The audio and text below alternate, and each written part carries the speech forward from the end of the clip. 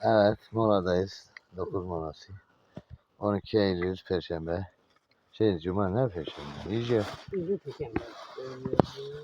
Her gün Perşembe olacak değil.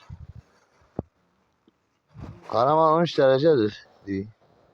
Bura niye 64 derecedir? Bura Karaman değil ki. Bura 64 derece değil ki. Bura Ayrancı'dır. Ayrancı. Evet, kontroller devam. Hadi gelin çocuklar.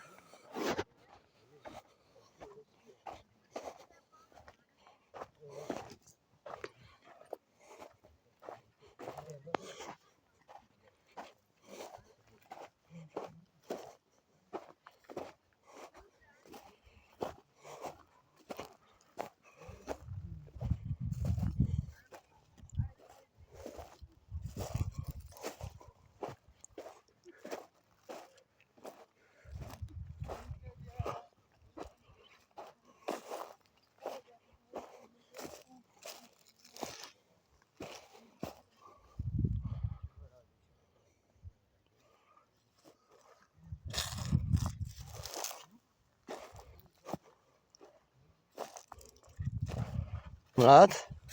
Onur. Bunlar bozuktur ha.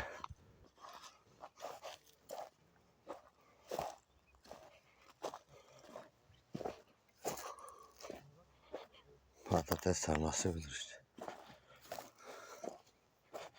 Traktör önden sürür. Biz arkadan toplarız.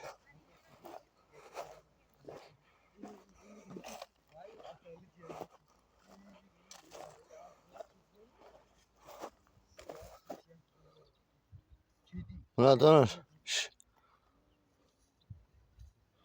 Bak Leyla Dilek de arkadan geliyor. Gel.